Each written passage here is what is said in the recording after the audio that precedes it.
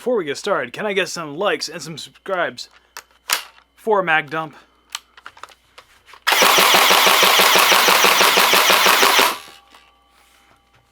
Oh yeah.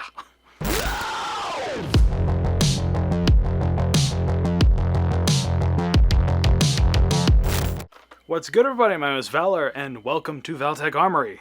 And I struggle to kind of figure out how to really introduce this blaster other than saying it is a hobby grade Stampede. This is the Colonel Wasp 76 via Monkey Mods. The main defining factor from a Monkey Mods one and one that you buy from anyone else is the fact that this one is upgraded. First off, you've got a nice long barrel. The original one is very short and stumpy. This has what they call their 200 FPS spring in here, as opposed to the 180 FPS spring that comes stock. And Monkey Mods includes a motor grip and an AEG buffer tube.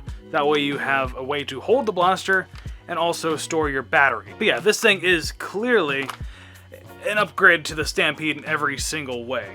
You could spend a lot of money trying to get upgrade parts and metal gears and racks and everything for the Stampede to get it up to what this thing hits. Or you could spend $150 and get one from Monkey Mods pre-upgraded with some extra bits. Powering this blaster, you will need a 3S LiPo. I already swapped mine out to XT60 just so I could use my existing batteries, but that is just something I did after the fact. The included grip is A2 style. This thing's compatible with any AEG grips out there, as long as it's meant to hold a motor inside to power the gearbox in a regular airsoft or gel blaster AEG, you won't have any issues. But yes, on to the subject of this thing being clear. The whole body is made out of polycarbonate, which might be a bit scary if you're familiar with polycarbonate being very brittle and stuff. This thing has thick enough shells and is well reinforced, so I'm not concerned about cracking or breaking or anything of this shell. Included with the blaster is a single Talon magazine clone. This is from a first batch apparently because they actually had to mill off like a half a millimeter or so just so that you'd actually be able to use this magazine in the blaster. And no, I was not sent this for free. I bought this myself because I was that excited for it. It did come disassembled though, so if you don't know much about working on blasters, you might want to wait for the Monkey Mods assembly guide.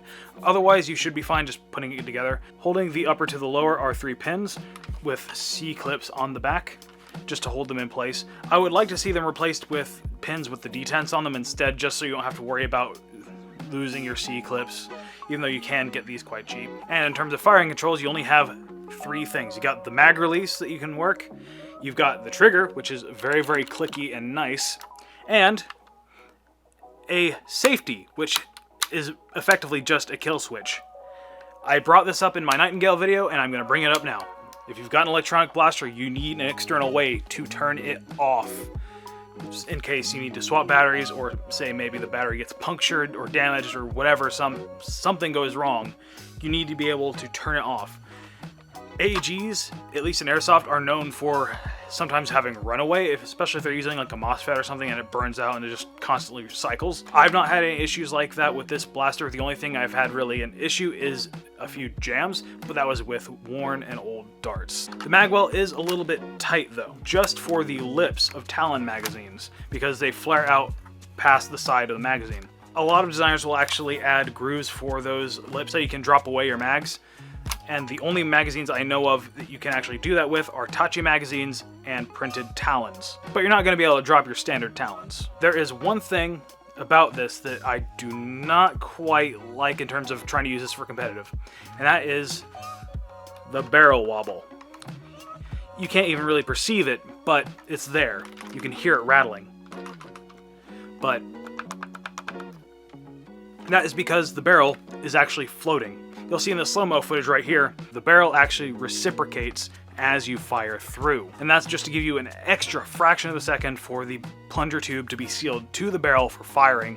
That way you get the full performance of each shot, which is actually a really smart idea.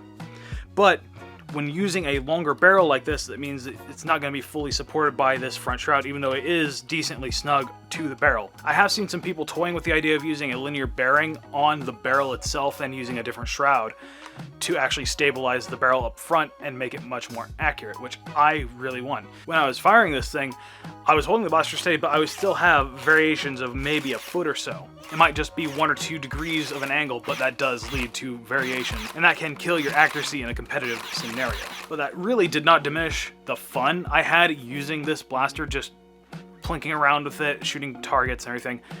This thing is great, and the fact that you can dump a whole magazine just by holding the trigger down, and it's a Springer rather than a flywheeler, because Springers tend to be more accurate overall. That is great. And this would be very, very good for people with disabilities. Like, say they have a bad shoulder or they have really bad tennis elbow like I have. Using a Springer gets tiring over time, and it can really damage your joints. The flywheeler is good for that sort of thing, but this has the accuracy to really make it competitive. But I could see someone in that situation, you know, really getting a lot of use out of this.